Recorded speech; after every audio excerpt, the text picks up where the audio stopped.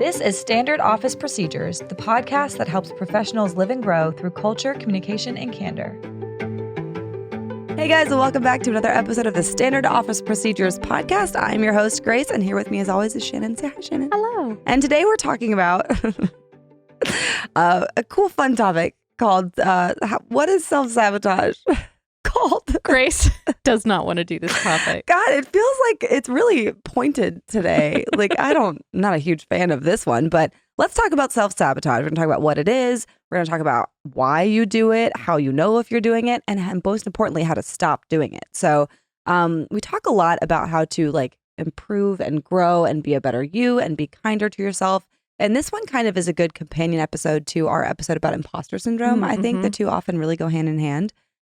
So we're going to start by saying self-sabotage is basically, it's just when you get in your own way, right? Yeah. It's when you're getting in the way of your own success. I think it's important to note that generally self-sabotage is not something we do consciously. It's like a subconscious kind of reaction.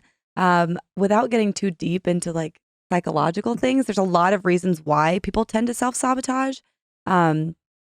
And this might be a little bit of a heavier topic for a minute here, but you need to work that out with your therapist. Yeah, I will say why you're self-sabotaging. I will say that. And Shannon and I were laughing a minute ago because this topic hits very close to home for me.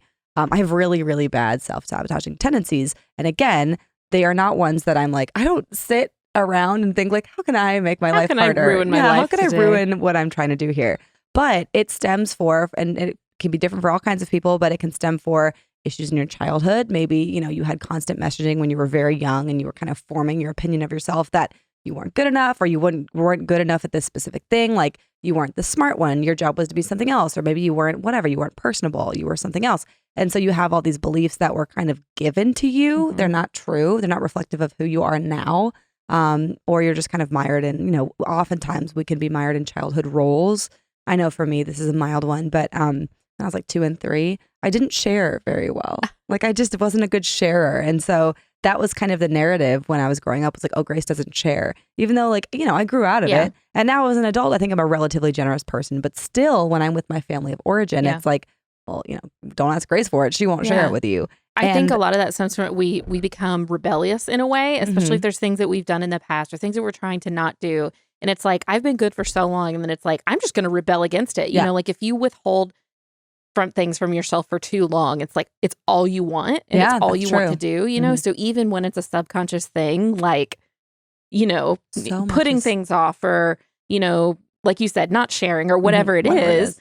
I think that it's an act of rebellion that we don't even realize we're doing. Yeah. And again, that subconscious motivator. So it could be from your childhood, all kinds of messaging. Like Shannon said, if you do think that maybe you have some stuff you need to work out from when you were younger, and I would definitely recommend going to see a therapist. I've been in therapy for many, many moons, and it's helped me a lot kind of really realize who I actually am versus who I kind of thought I was or was told I was.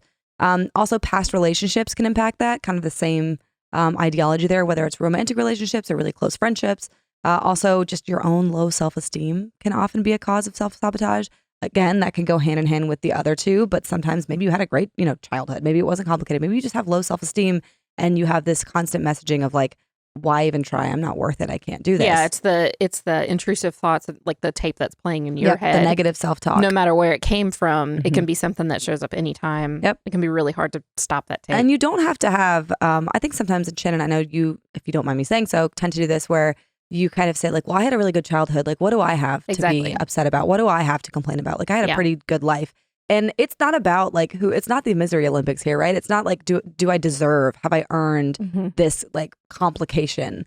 No, it doesn't matter, right? It doesn't matter what your upbringing was like. You can still have self-sabotaging tendencies that can stem from things like low self-esteem or cognitive dissonance or just imposter syndrome, which again has a lot to do with anxiety. So maybe you're just an anxious person. Yeah. And I think everything, this is a spectrum, right? So maybe you're not that kind of person who's doing these very big self-sabotaging actions. It can show up in little tiny ways and you may not realize you're doing it. But I think that's important to remember is what even is self-sabotage? This is a podcast for me. It's maybe, even if it's tiny things, you don't have to be actively ruining your life. And what it is that it's this feeling of this low self-esteem that has become so internalized, right? That when you're on the cusp of succeeding or doing a good job or getting an accolade, you tend to kind of veer in the other direction. Or, you're in a relationship that's going really well and you're like, this is wrong. This feels wrong. And you keep trying to tank it. I can't be happy. Exactly. Like, this doesn't seem right. Something's got to be wrong. And then there's this like deeper level of like, I don't deserve this. Right. So if you think about like examples, like instead of working on this important assignment you have coming up, examples of self-sabotage, I should say, of the actual action itself are like, instead of working on this thing you have coming up, you procrastinate. Instead of making the career switch that you know you need to do, you just stick at the job that you really hate. Instead of accepting help from friends and family who care about you, you go, no, I don't need it. I could do it. I don't want to inconvenience you. I've accepted your help since then. Grace is just grinning. I hate it. I've gotten a lot better about accepting help. That was a sticking point for me. As an example of self-sabotage, we were getting ready to record. I just gave Grace this beautiful book, and we were getting ready to record this podcast, and she was like, I don't want to do this. This sounds mean. Oh my God, it's me. And so we were getting ready to do it. She was like, what if we just read the book instead? Wouldn't that have been fun, guys? Imagine if you had tuned into the Standard Office Procedures podcast and I just read you stories from Greek mythology. It's the most beautiful book. Oh, that would have been fun. But anyway, examples of self-sabotage. We're here now. Procrastination. Not self-sabotaging. So I would say it's really important to remember that this self-sabotaging behavior, whatever it manifests like in you, is almost always subconscious, and it always leads to I shouldn't say always, usually leads to feelings of deep regret. Yeah. And it's stuff like, why did I do this? Why am I so stupid? Why can't I just be happy? All these feelings of like just this why and this frustration of like, I did it again, And so generally, I can't think of a single time in my life where I have self-sabotage and I've been like, I'm glad I did that. It's not a thing that is going to benefit you in any way. So I would try to move past it. So I mean, it's just like this self-defeatist thing, it's like, oh, well, it's like, it'll be fine. And it's like I don't know. It's like you do that act of rebellion, or you do that self-sabotaging for like a momentary, release, a momentary pressure valve release. And then later you're like, why did I do that? I will say too. Go ahead. No. Oh, no, I was just going to say, I think we blame a lot of things on just sheer willpower and that we can or can't do something. I think that's a very slippery slope. Yes. I think it's kind of a cop-out because I think what we do is we tend to tell ourselves like, I don't have willpower, so I just can't. And that's not fair. Or like, I haven't been able to do it in the past, so like, why even bother? I think that's such a cop-out of our brains. It's not our fault that we do that. I think it's a natural thing because society tells us, well, if you had enough willpower, you would just power through. And it's just not that simple. Well, to me, and this is a very like loose example, but it to me is always very fitting, is the depression one, right? Where it's like, oh, you're depressed. And it used to be, I think we're getting a lot better societally at kind of recognizing this is not the case, but it used to be like, well, have you tried exercising? Have you tried like getting up and going for a walk? And it's like, yeah, dude, it's a chemical imbalance in my brain. Yeah. I can't walk away the chemical imbalance, right, in that instance. And so I do feel like, again, like Shannon's saying, like sometimes this isn't as simple as like, just don't do it. Yeah. So be kind to yourself. Yeah. So let's talk about some signs of self-sabotage. So this is part of the so we base all of our episodes off of blog posts, as you guys know. And as I was reading this blog post, preparing for this is when I was like, Shannon, I don't want to do this one because it feels like our writer wrote it at me. But she said, so let's talk about behaviors. Here's an example is if you want to write a book, right? You write the book, you've done all your edits, you're like, I'm going to go pitch it to an agent. And then at the last minute, it's like you're at the touchdown, you fumble, right? You're like, I'm not really a writer, right? Yeah. Why should I really pitch this? Come on, like, who am I kidding? This isn't really that good. So you've put all this work in, you're sitting there, you've made it to the last stretch and you're like, I'm just going to leave it on my hard drive. Like, it's actually bad. You know what? And I've done this. I've literally done this so many times where I'm like, I worked on something and it was go time and I was like, nope, I'm just going to leave it here. That is so self-sabotaging, right? Nobody is taking me out of the game but me. Huge fear of failure. I am the only person. Yeah, it's that, and that we'll talk about perfectionism in a moment, but it's this comfort in, I'm sitting in what I have known, quote unquote known. I'm sitting in what I have been thought to be true for a long time, which is that I just can't do it. Yeah. Right? I'm letting this belief that I just can't do it overcome my desire to do it. And that is self-sabotage. So it should be no surprise that some symptoms of self-sabotage include things like shame and sadness and stress. And oftentimes self-sabotage and anxiety, like we said before, they go hand in hand. So if you're somebody who's a relatively anxious person or just have like low-level anxiety, I would be kind of on the lookout for signs of self-sabotage. So having said that, how do you know if you are self-sabotaging? So if you're a perfectionist, which, Shannon, I know that you are. Yes, ma'am. If you put impossible expectations on yourself, and there's like nothing that you do, nothing that you produce will be up to your standard. Right. That is self-sabotage. You feel like there's no point in trying because nothing you do is going to be good enough anyway. I tend to get like that. I call it paralysis, where I'm like, I've not written anything in months because I'm like, it's not even going to be good. Why even bother? Right? Self-sabotage.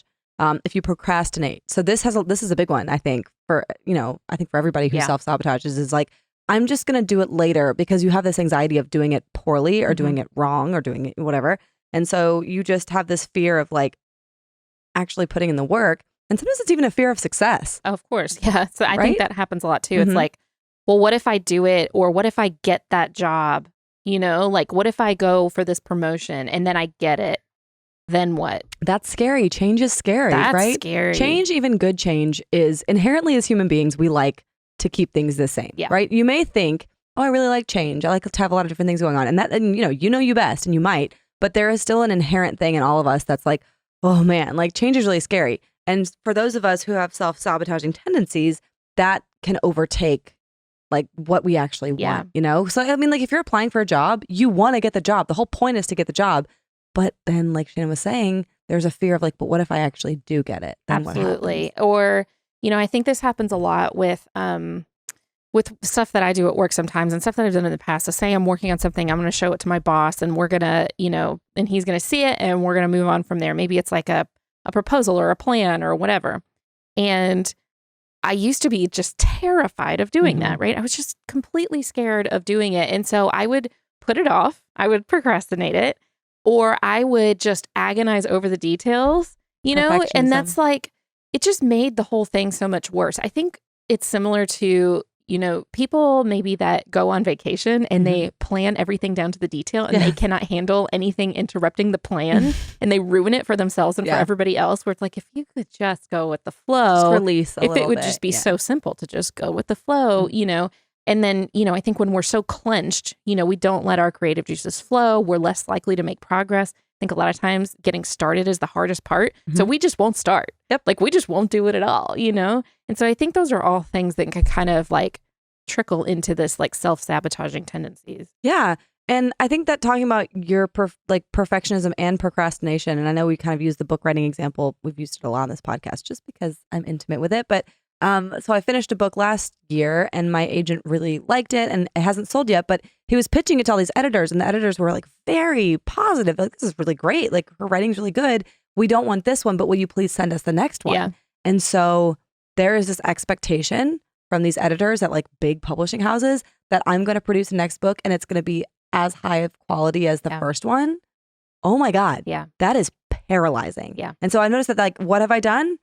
Very little. I do the same thing with painting. Like I started painting during the pandemic, and I was just doing it for fun, and it was great. Yep. And then it's like, but what if I spend time on another painting and then it's not good? Then I will have wasted all that time. I do the same thing with like picking out a new book to read. It's like, what if I picked the wrong book? I'm so bad about TV shows. I will spend 25 minutes finding the perfect TV show, and then I'm like, well, I have 5 minutes left to watch it. Exactly. Like, what? No, but that's all part of like that self-sabotaging perfectionism. Like, instead of writing for fun, which is the point, like the whole thing, like I love to write for fun. I don't anymore. It's become scary. And now I'm like, oh my God, it's going to be bad. And if it's bad, I might as well not even do it. Yeah. And so all of that, that is all self-sabotaging behavior. And your painting is the same thing. Are you still painting though? No, we're going painting. We're going to go paint together in the week. I think this is something I struggle with a lot, and I think this is probably something that happens to a lot of people. Is that everybody thinks when you have a hobby, especially if it's something that you make, that it needs to become a cash maker, right? It needs to become a business or a side hustle.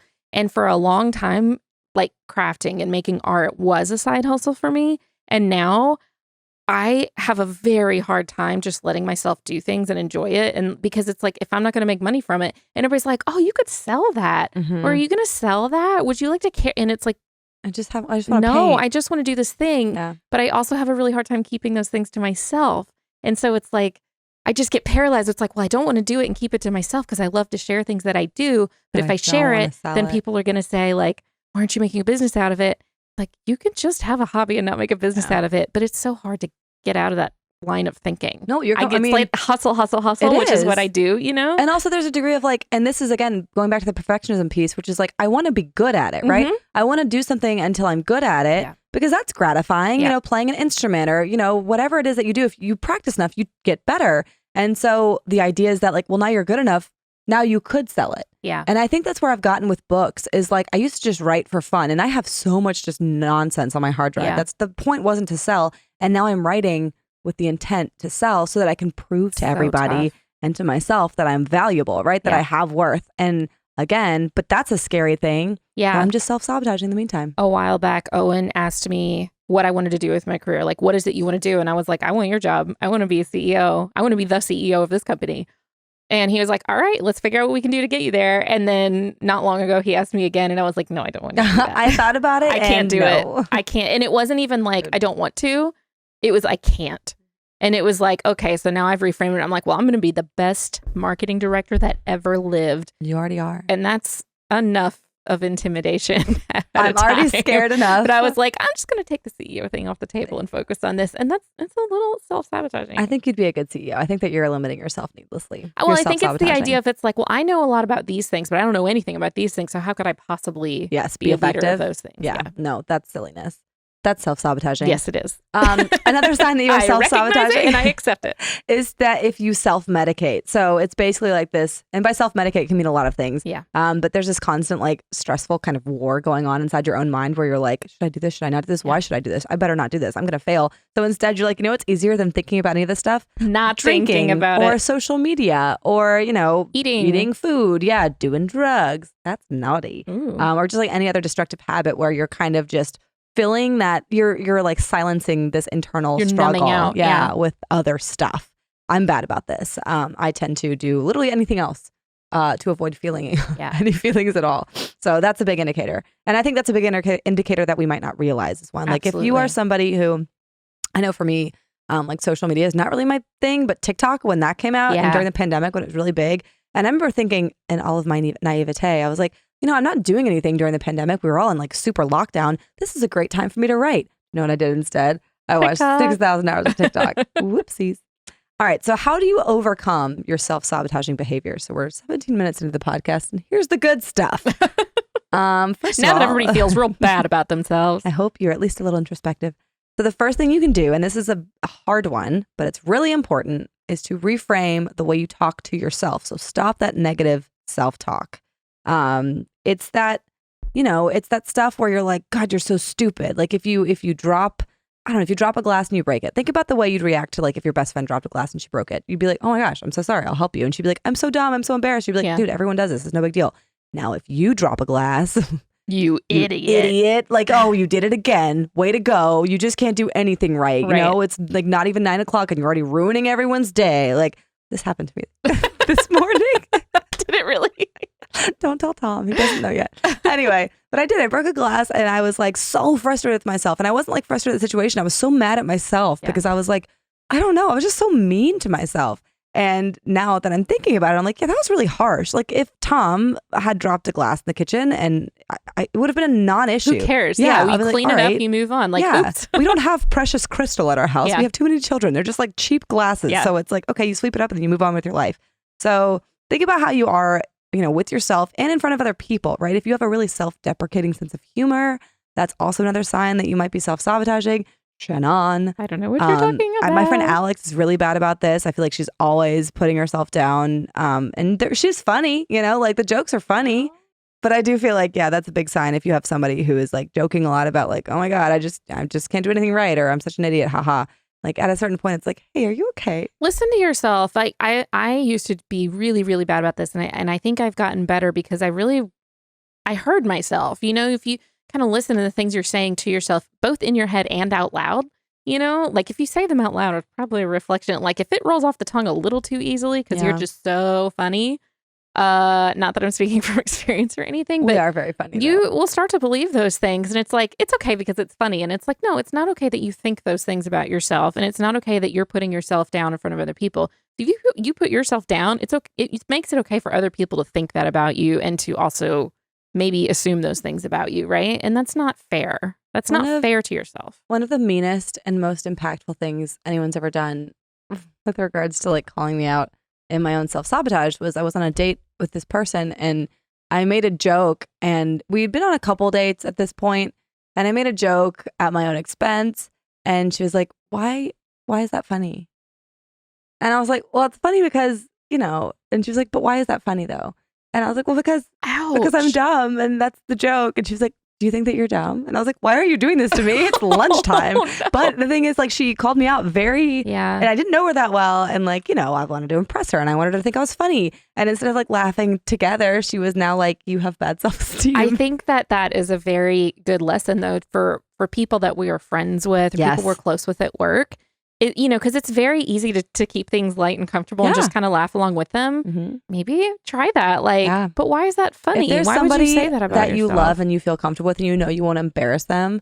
Because I wasn't embarrassed. Like, I still remember it to this day. I remember that conversation. And it was a private conversation. It was a private conversation, and it made me feel like I was like, wow, she's right. Like, I need to be nicer to myself. And so if there's somebody that you trust and that you won't like, and in private is a good point. Be like, why is that funny? You know? And then tell them that you don't think that about them and they should not think that about themselves. And and if you're doing it about yourself, be cognizant of it, right? Like, why do I always make fun of myself? Why do I always put myself down? Yeah, and listen to the words you're using, like silly, stupid, dumb, like lazy. Think about those words that you're using. Those are not nice words. No, would you say that to somebody else? This is the key, right? Like if you're, as long as you're a relatively kind person and not a monster, a good measuring stick is like, would I talk to my best friend that way? Yeah. Would I talk to somebody I love that? Would I talk to my child that way? If you have children, that one always gets me when someone says that. Because it's your inner child that you're talking to. Oh my God, I love inner child exercises. This is the thing that therapists do often in like experiential therapy, I think, is where they're like, imagine that you're talking to 5-year-old you. Yeah. What would you say to her? Would you say that to her? And I'm like, no, she's just a little baby. So that's also good exercise. Like, think about you at 5 years old.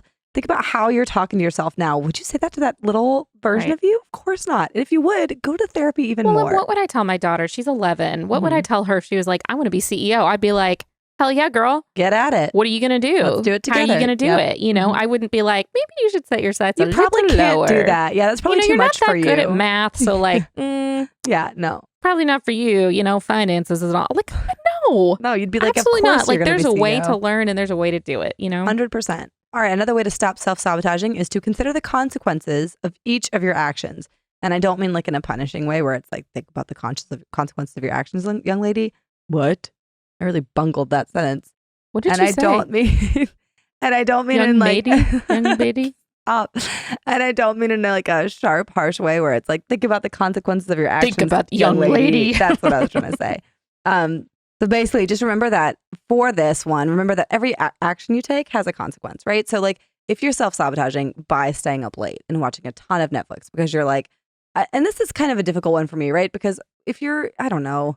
I think if you're not super happy at work, it can be really easy to numb out and zone out because that is the only time you have to yourself. It is your free time. And I know that sometimes I'll do this at times when work is stressful because that is what I am escaping. And it's like, well, I earned it. I owe this time to myself and I deserve it. And that's me being a little rebellious. So it's like, this is my time. You're not going to tell me what to do with my time. When in reality, is that the best way to spend your time? And there's a big difference between self-care and self-sabotage. Yes. I think sometimes they can like wear each other's clothes and you're like, oh, I'm tricked. But if you look closely enough, you'll be like, this is not self-care. This is self-sabotage. Right. Which is like me playing, okay, listen, Jessica, our coworker, told me about a game called Knittens that I think it's like if you have a Netflix subscription, you can get the game Knittens. You've talked about it so much this week, I have to get it. It's Jess, she did it. I'm obsessed with it. But a good example of this is like on Sunday, I had so much to do. I had to like pack a bunch of boxes. I'm in the middle of a move. So I had like a bunch of moving stuff to do and I had like 8 hours to do it. And I knew that if I used up all 8 hours, I get everything done like perfectly.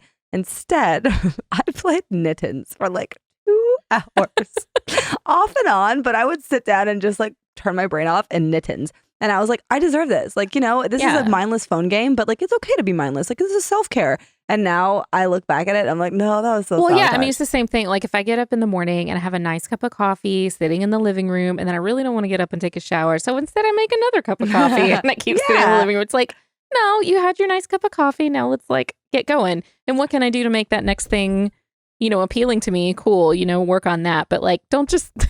Yeah, don't just mess around. I owe it to myself. I earned it. Yeah. Like through what? I left work early yesterday. Hey, I have a lot to do today. Always deserve an extra cup of coffee. It's like, gosh. But I will say, so as for the consequences piece, right? Like everything that we just described had a consequence. For me, it was like, I played Knittens for 2 freaking hours. And then I had to like kind of stress and panic as I like crammed boxes, right? Because I was like, okay, wait, I only have till 8 p.m. now. I really have to hurry. that was a consequence. Yeah. Shannon being like, I'm going to have my second cup of coffee. Somebody asked for me to do something ASAP this morning, and I could have been here and done it 30 minutes sooner. And I knew it was important. Yeah. Like, it was an important thing to do.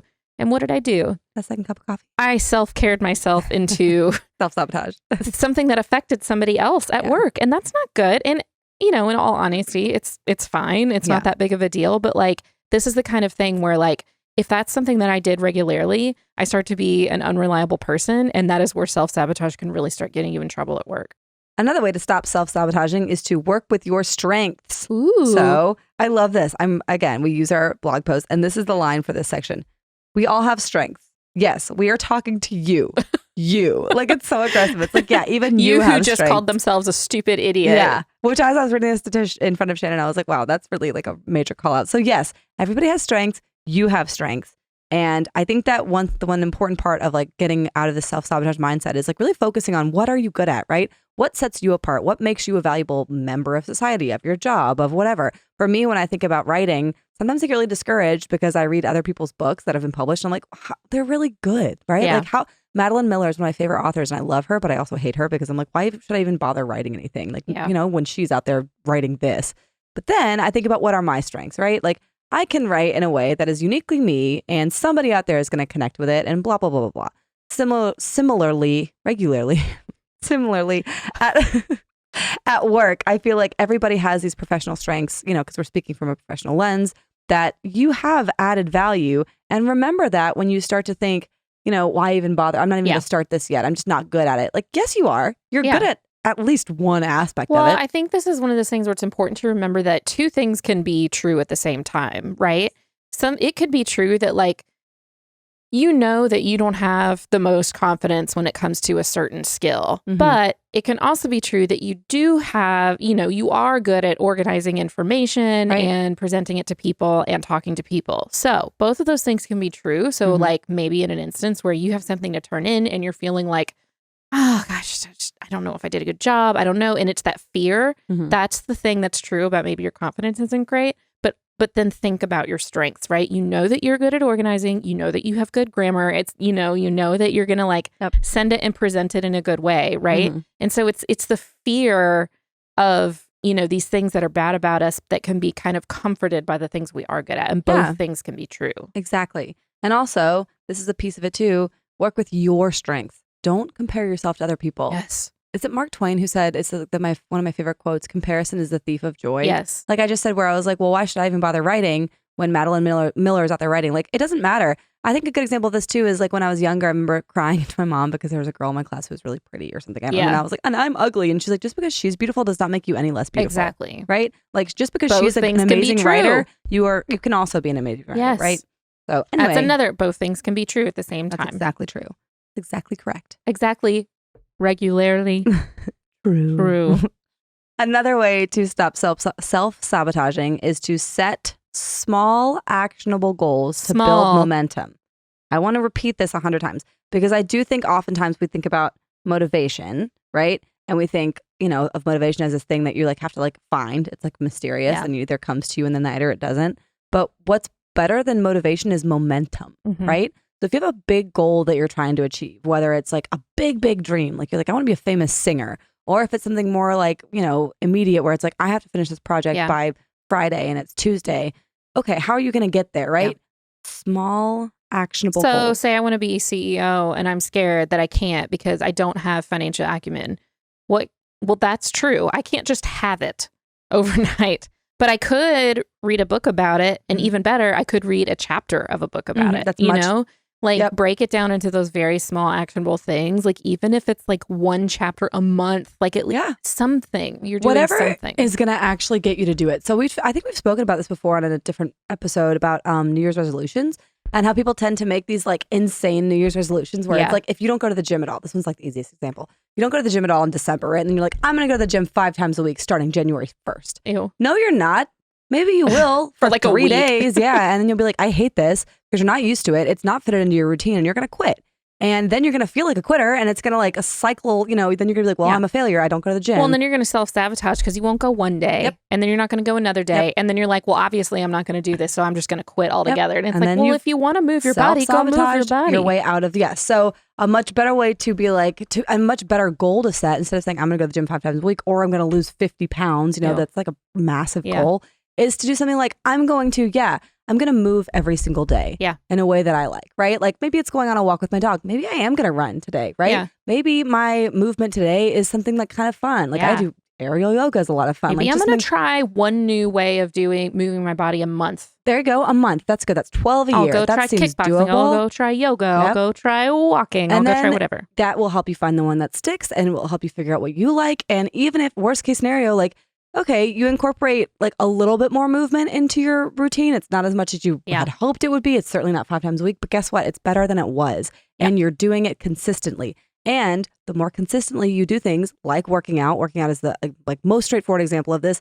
The easier it gets, the more you enjoy it, the better you get at it. And then you keep doing it. Yeah. And it doesn't have to be a punishment. I think that's the thing. It's like, so say I want to get better at finance. Like, it doesn't have to be a punishment that I sit and like pore over financial reports and become an accountant. Ew. Gross. But I can make it fun. I can find things that are interesting to me. You know, I actually got this email newsletter called She Spends. Yeah. And it's, a very feminist approach to like money and stuff. But they put articles in there that I would have never read. I read marketing newsletters. Yes. I read like marketing emails and news. Turned me on to She Spends. I get it too. I like it. I think it's fascinating. And there's articles in there that I would have never read and news about like finance of the world that I never would have taken a part in, so it's like making something enjoyable for you. And that's a small thing that I can do. And here's the thing. This is a big thing. Anytime that you want to set these small goals, like you don't want to do these big, huge things all at one time. Cause again, you're not going to, then you're going to stop doing it and you're just going to completely self-sabotage and not do any of it. Right. And then your confidence in yourself will plummet. But the time is going to pass anyway, is what somebody told me one time. In a year, 52 weeks will have passed. So what did you do with your year? What did you do with your 12 months? Like, the time's going to pass anyway. So don't just sit and do nothing. I think about that all the time. Yeah, I think about that all the time. That's actually why I started playing cello when I was like 26, I think. I remember thinking like, oh, I'm 26. I'm too old to start playing an instrument, right? Like I can't do this because I'd never touched a cello in my life, but I love them. Shannon plays the cello. She gets it. And then one day I was like, you know what? I'm going to be 30 in 4 years. I want to turn 40 and have been playing the cello for 4 years at that point. Like, I don't care if I'm good, but the time is going to pass anyway. Like, I might as well have been doing something for 4 years. It's not the same as have been doing it for 25 years, right? Like real cellists. But at the same time, like, that's something. And so I started playing cello and I got to say, it was a lot of fun. And I'm still not good, but I love it. And it was small. It was little small, steps that you took. I took a lesson every 2 weeks, right? Yeah. Like, again, like I wasn't gunning for, what's that stage? Carnegie Hall. This is why I'm not a cellist. That's the only reason. It's because I didn't know the name of that stage. Not yet. Anything is possible. All right. So then the last way to combat self-sabotage is to remember, and we talk about this a lot, what's inside your circle of control.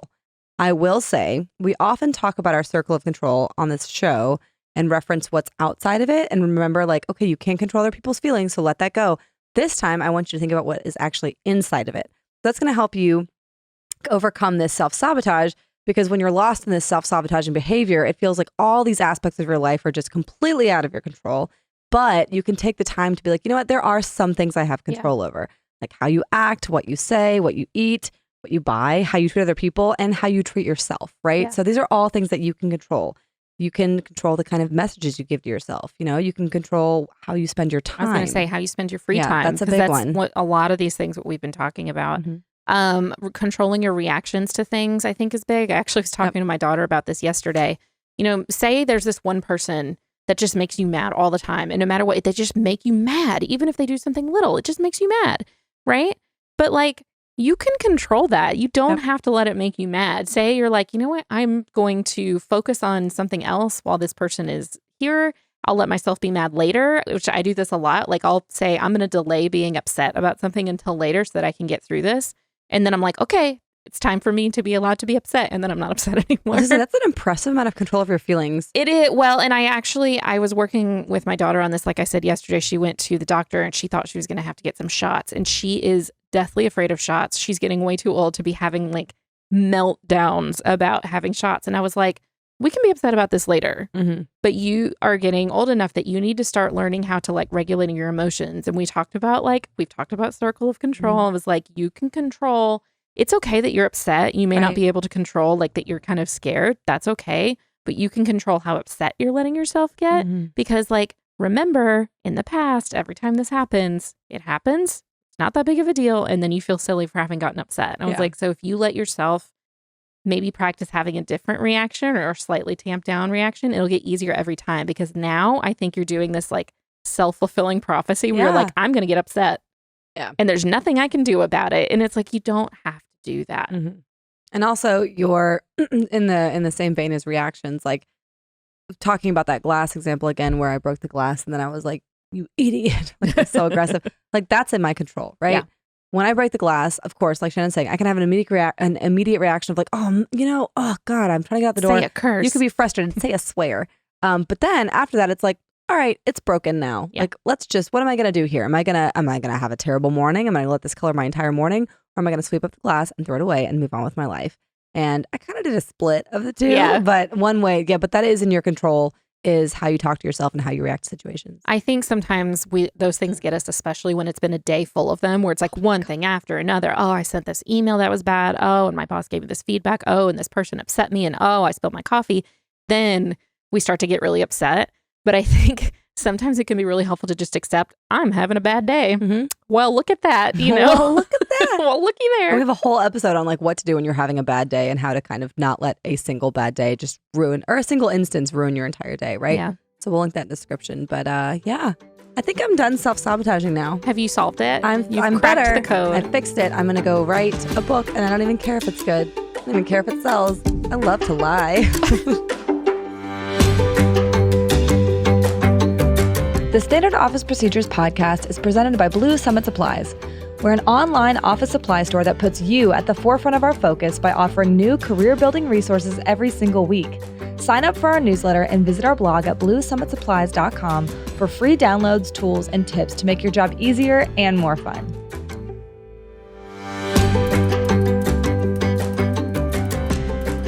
All right, guys, so we are back, and as promised, I have a really special guest for y'all today. I'm really excited that she's on the show.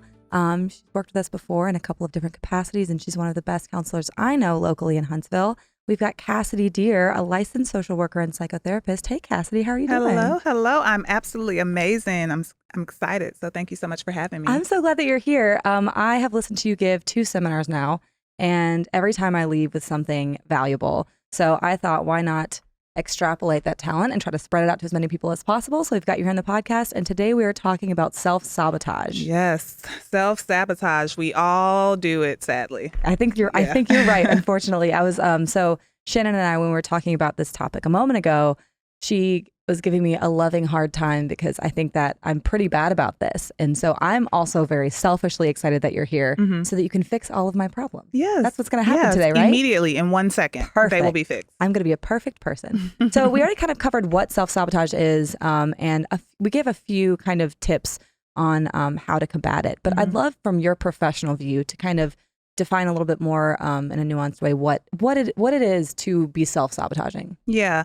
I think self-sabotaging is one of those things that it's hard to even identify first that we do it, because it's so deeply rooted in the way that we think, how we see ourselves, how we view ourselves, which then lets me know that it started from somewhere. Like somewhere in our lives, we had to begin to believe that I'm not good enough. This isn't good enough. I deserve to be treated this way. I should not have promotions and happy relationships, right? So we begin to self-sabotage as a way to make those statements true that we've learned in life, which again makes it kind of hard if we're not mindful of the negative narrative that we're believing of ourselves. Then we'll act it out without knowing. So I think personally that self-sabotaging is really rooted in past offenses, past hurts, past things that we've picked up to believe to be true about ourselves. Maybe it's childhood. Maybe it's old work relationships. Maybe it's that first love, some things that we begin to believe about ourselves that it must be true. It's not the other person. It couldn't possibly be my parents. So it's me and my work and what I've done that's not good enough, that's not worthy enough. And so then we begin to act out in a way that makes that narrative true, right? Like, I'm not going to try hard enough at work because I already believe I'm no good. Mm-hmm. So why put myself out there? Or when someone praises my work, it's like, they don't know what they're talking about. So I'm not even going to show up for the award or the achievement that is mine. So self-sabotaging it's a difficult one because I think we also desperately want more. Mm-hmm. We want to grow. We want to achieve positive things. We want happy and healthy relationships, but it just seems as if it's not for us. So therefore, we begin to self-sabotage. It just seems like it's so rooted in your self-esteem or your self-value. Mm-hmm. And I always kind of like to, and I'd love your thoughts on this actually. I always kind of split self-esteem and then self-worth into two separate categories, right? Mm-hmm. Because I think of myself as somebody with relatively high self-esteem. Like I feel like I can walk into a room, I feel pretty comfortable, I feel pretty confident. My self-worth is something I am working on and am continuously working on. And like you said, it's rooted in all kinds of different things, childhood, young adolescence, et cetera, et cetera. But I don't feel, I self-sabotage in that way that you were describing, where I feel like inherently I'm not enough. Like I'm not worth it. I don't have that value. I don't deserve that thing, that, that promotion, that job, that whatever.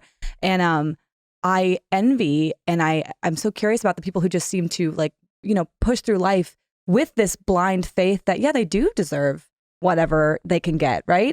Which I think is, of course, anything too much can be unhealthy, but I think that's a much healthier mindset. And I just think that's an interesting kind of contradiction where those two pieces are different, but self-sabotage seems so connected to your self-worth. Do you think that's true? I do believe that that's true. I think that you separated self-worth and just your self-esteem in general, but that confidence about yourself, what you believe to be true about yourself, and therefore what you believe. I think self-worth, so let me break it down.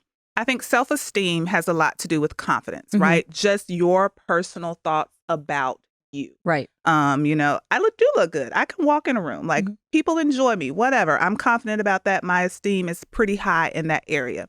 Self-worth, I think society has allowed that to come from external factors, right? So now it's hard for me to personally see my self-worth because I'm waiting on those around me to put a value on my work or who I am or what I do.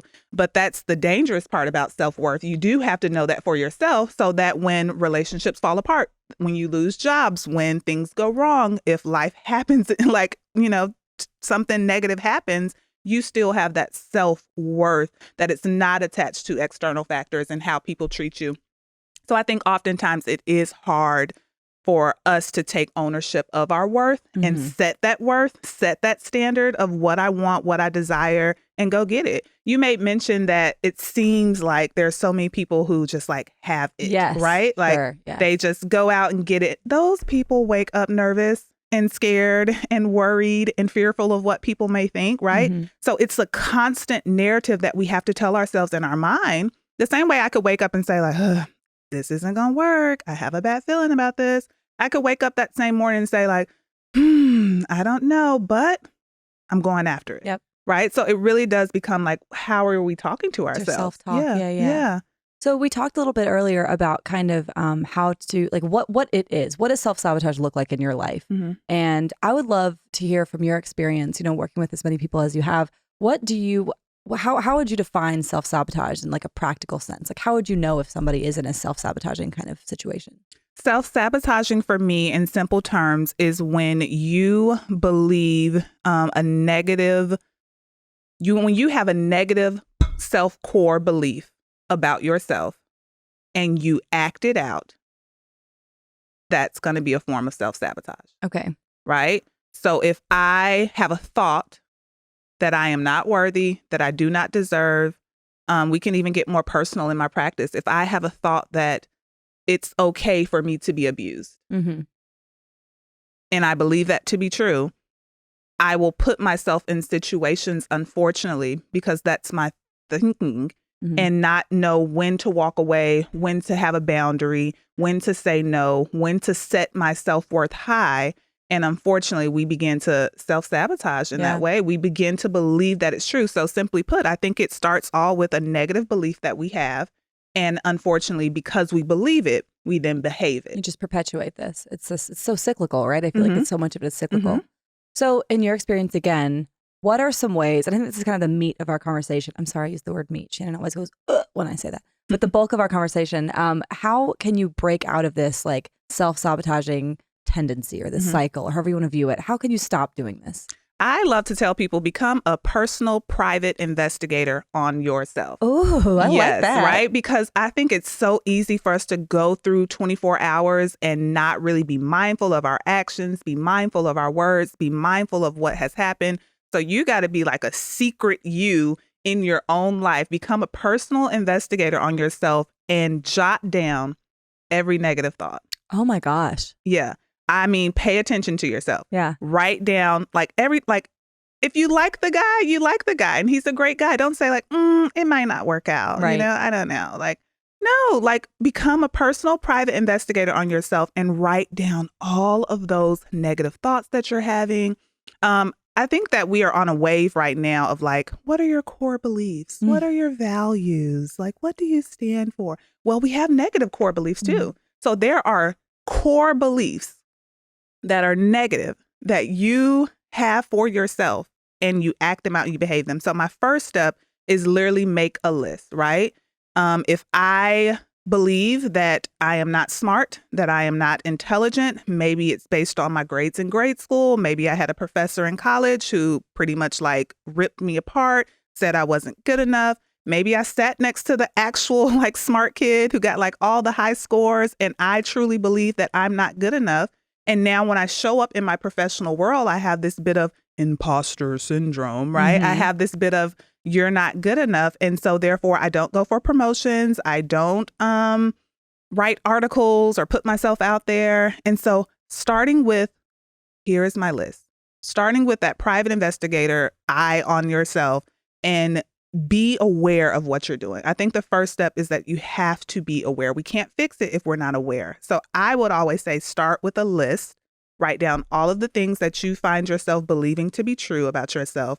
So then we can begin to combat those because it's going to take some time. We're talking about things that are deeply rooted. Right. We're talking about like beliefs from years ago. Who knows how long ago? So you have to first know what it is that needs to change. I had a therapist once say, name it to claim it. And have you heard that? I love that. I've always loved it. Yeah. I thought that was so interesting because I went to a program. It was an intensive. And one of the exercises we did was we had to tell our entire life story, like start to finish. And as we were telling it, and this is not something I would recommend doing outside of a therapeutic setting, but as we were doing it, our therapist or guide, as they were called, she wrote down on little index cards every negative thing that we said without even knowing we were saying it, right? Like the way you talk about yourself. She handed me a stack of index cards that was like half an inch thick. And again, going back to that, I was like, I think I have pretty high self-confidence, but low self-worth. I realized like, I do believe all these things to be true. Why? Right? Like whose voice? Who told me that I was this? Who told me that I was that?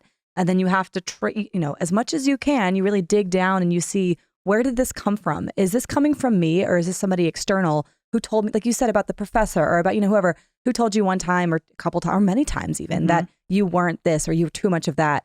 And it was so empowering to look at these index cards and realize like, I have the authority to literally rip these up if I want and say, nope, not anymore. I did not rip them up. I have saved them and I look at them, which seems really like abusive, but it's just to remind myself like, this is not true. I'm believing this again, but it's not true. And again, I would be cautious about going so deep if you have a lot of stuff to work on, but I do think that was a very impactful exercise for me to realize like I am carrying around a lot of weight here. My question for you is, and this is maybe kind of a veering off, but I am really curious. So I think the easiest example for me to use here is my writing. I really want to be an author. And I've been writing my whole life and I've gotten a couple of little pats on the head, no big articles published in like the New Yorker or anything, but here and there little things. And I do wonder sometimes, I'm like, am I just not good enough? Right. And I do think sometimes that maybe is it negative self-speak or am I just truly not good enough? What is the difference there? And I'm curious on your thoughts where, does it even matter? Like, what do you think? Listen, you just asked a question and then you answered it, right? So I think you just want someone. Yeah, you just want someone to confirm, like, it does not matter, and you know it doesn't matter. That's crazy to me. Like, I could, in theory, go through the world being like a bad writer and just be like, I'm a good writer. Yeah. And I could live my life that way. Yeah. And it hurts no one. I have a friend. I always praise him because he got on this kick of wanting to be a bodybuilder. Wow. Yeah, and I literally watched this man transform his body from like regular to like big and bulky, just jacked. Like, yeah. I mean, maybe like in a year and a half, he literally, and I mean, he ate the same thing every single day. Like, did not miss gym. Like, work so hard, and then he reaches out to me for like simple things, like, oh, I don't know if I should do this. I'm like, I just watched you be the most disciplined person, change your whole life. Tell me why you believed in that moment, but like not in this moment. He was like, well, at the gym, like that's the one place I actually believe that I can do it. Like, I don't have to think about it. I don't have to worry about it. I don't have to second guess. I absolutely believe. So it sounds generic, like just believe in yourself. Right. But if you know that you have the gift and the talent to write, the only thing that's missing is that you truly believe in yourself. You know, I love the writing down on the cards, the name it to claim it, task that you were given. That's absolutely amazing. I think when it comes to something like self-sabotage, it's one of those things where you can't just address the symptoms, right? You just can't say like, oh, I won't think like that anymore. Right. It's deeply rooted. Yep. You will have to do some deep digging and try to figure out, where did those offenses come from? I know, like, I can look back on something that like stunted me. I'm a tall woman, for those who don't have the pleasure of seeing me in person. Cassidy is a glorious, what are you, 6'1"? I am 6 feet flat foot. Oh, 6 feet. But here's the thing. I've been 6 feet since I was 10 years old. Yeah. So I'll never forget, like in 6th grade, we're just being kids. We're like laughing, talking. We're being completely disrespectful towards the teacher, like outrageously. As you do. Yeah. And you know, forgive me, Mrs. Smith. But I never forget, like the whole class is acting silly. And she looks right at me and she says, "You're too tall to be so goofy." Oh, no. Those were her words. That's like an arrow. I mean, I was like, thankfully, I had a little smart mouth on me back then, too. So I was like, I'm 12 like everyone else. Good like, for you. You know? Yeah, relax, Mrs. Smith. Yeah, but I said it, but I did not behave you from that day forward. Yeah. From that day on, I felt like I had to be very poised and a quiet. tall person is this. And still. And like, I tried to be like a little professional. Like, I just didn't laugh. I didn't talk much. And that's not my personality. Yeah. It took me years to get rid of, hey, yeah, I'm tall, but I can still be goofy and laugh and silly. So I think that when it comes to self-sabotaging, it's more deeply rooted. Yeah, no, I think you're right. And one thing that we say often on this podcast is we always disclaim, we're like, we are not mental health professionals. And please go to therapy. Like we just always say, that's like the refrain is like, if this feels like you, go to therapy. And a lot of this stuff, you know, you may have just kind of like, I want to say like, you know, there's big T and little t trauma. Like you may have just like little s self-sabotage. And if that's the case, I think that maybe you can empower yourself via, I mean, we've all heard of the exercises like Post-it notes on the mirror that are like, you can do it, whatever. Things that sound a little bit glib, but I think are genuinely effective. There's a meme I saw the other day that I really liked that was like a guy making like a surprised face. And he was like, when all the tips you hear about improving your mental health actually work. And I was like, yeah, exactly. But then I think there's those of us who have kind of that bigger S self-sabotage stuff that I do think that you, like, I really recommend that you go find a mental health professional who can guide you on this journey. Because like you were saying, Cassidy, this is not going to be a one and done. This is not going to be I spent 2 hours identifying it and now they're all gone. This is going to be me pulling out my index cards every other month for the last 9 months, looking at them and saying, here are these things that aren't true. I need to remind myself that they aren't true. And I'm sure I'll be doing it for years to come. Like this is not just going to go away in a month or a week. Yeah, it's a practice. Yeah. So I do think that's important to note. If any of this sounds like you, that this sounds overwhelming, and it is overwhelming. I think it can be overwhelming, but it's also very fixable, right? Like you can overcome these things. So what's been your experience with that, with helping clients overcome and kind of your success stories? That's a good question. Success stories and helping people overcome. I think for me, just going back to the importance of therapy, so often it sounds like a scary place, right? It sounds like I'll just be laying there pouring out my heart and crying the whole time. I don't think I've ever laid down in a therapy session. I feel kind of robbed. Like I want to feel lay like down. I want my people to lay down. I'm like, that sounds cozy. Girl, lay down, There's a whole please. couch. Yeah, get comfortable. Yeah. I do have some that kick their shoes off and Oh, put I their like feet that. up, and I'm like, yes, we did it. But it is an opportunity for your perspective to be challenged, for your beliefs to be challenged, for things to shift. And so I think that's always when I see those revelations, like when I see that light bulb and that connection, and then people are like, oh, you're right. So now what can I do? Like those are always success stories for me, because I just really want our cognitive belief to be challenged. I want the perspective to shift. And so I can think of a few success stories where I just see that light bulb go off, and now we're putting to action a new plan, right? This does become a mindset shift. You do have to unlearn some things and then learn some things, which is difficult. Yeah. I always tell people, have grace with yourself. Like, relax. We're talking about you walking in with 23, 37, 48 years worth of thinking, and we have to first identify that. We have to connect it to where it started and where it came from. We have to slowly begin to implement change. You never want to like just come up with a full negative list and negative things and then not replace it with some positives and some affirmations and some true beliefs about yourself. I think for a person who finds themselves in that big S or that little S, self-sabotage, that it's hard for us to take compliments. It's hard for us to identify our strengths, identify the things that we do well. And so be open to when people say, hey, the way you worded that, that's amazing. Like, that's so good. Don't think that they're around here telling everybody, oh, that was worded so well, right? Like, no, that was your compliment. That's the talent people see in you. That's the strength that people see in you, and own that. That's the difficult thing for us to do. But when I see my clients be able to own it and make those connections, it's always a win. Yeah. Always a win. I think just the ability to identify it is already a part of the success. And I do think, kind of going back to what you said at the very beginning of what you were when you were speaking about therapy, I think that oftentimes, I think the stigma around it is dissolving a bit. I think people are more open to therapy in general, but I do think there is still this lingering idea that like, I don't need it, right? Like I haven't been through, again, talking about big deal, like I haven't been through anything terrible, so I don't need it, but I am feeling stuck. I am, I have these negative self thoughts. I have, like you have maybe things that you think aren't quote unquote enough for therapy. But the thing about therapy is it's literally for anybody, right? It's for anybody who feels like they might be, like me just a moment ago saying to Cassidy, here's my question, here's my answer. And Cassidy said, correct, right? Like that was what Cassidy's kind of role was in that little moment as the therapist, quote unquote. And I think oftentimes, like, even if what you need is a little bit of validation, that is enough reason to go to therapy. There's no good therapist who's going to be like, I'm sorry, this is silly, get out of my office. Like that's the whole purpose. If you want to get better, they're there to kind of guide you on that. Yeah. So. I see that with people who come through too. I think that sometimes we have that big trauma, right? We are working through some very tragic things that should never have happened to you.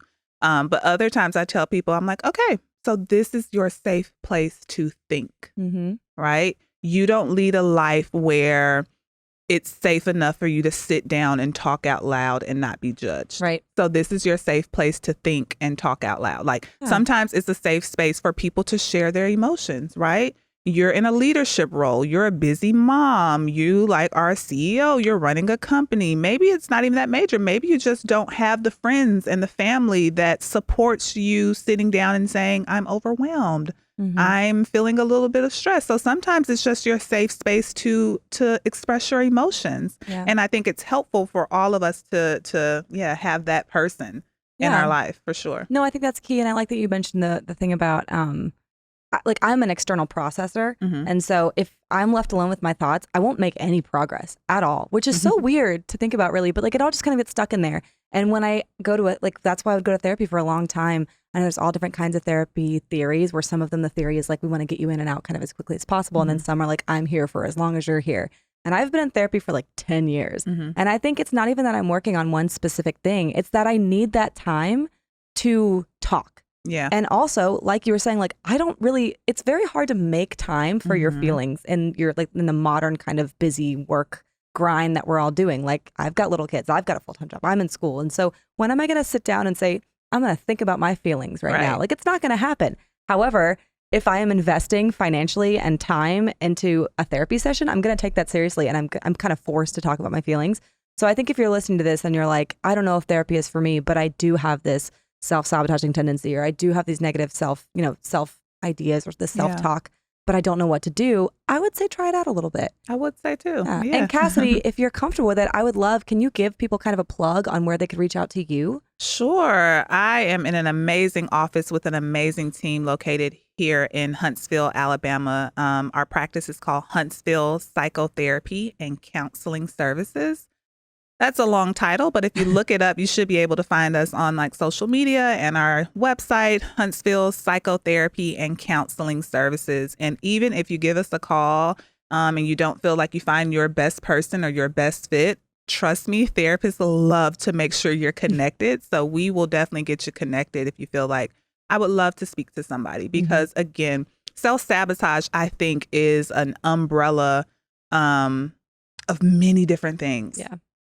Of many different things, right? We can go on and on and on and on about why you procrastinate, why you don't go up for any type of award or achievements, why you have this negative self-belief about yourself or negative self-worth, or why you keep trying to break up with your Yeah. fiance. That was me last year. And I was Yeah. like, what is happening? I love this guy. And I kept being like, this can't keep going. Yeah, it's no way this is going to work. Exactly. He doesn't love me. He's too perfect. This is fake. Yeah. No, Yeah. it turns out it was great, guys. Good update. But yeah, I think that's wonderful. And Cassidy, I will say, you have been, since the jump, like one of the most open and warm and receptive counselors I've ever met. So I do think that if anybody you're unsure or you've never talked to a counselor before, I would just reach out and try Cassidy first, because she's going to be open and she's going to make you feel heard. So Thank you so much. That's my motto. I tell everybody, like, if you're looking for clinical jargon, I'm not your girl, right? But if you want to do real life with a real person, I got you. Yeah. Well, Cassidy, thank you so much for being on the show today. And will you come back sometime? I absolutely will. Perfect. Yes. A win. Guys, we will see you in a week. Thank you. Thank you.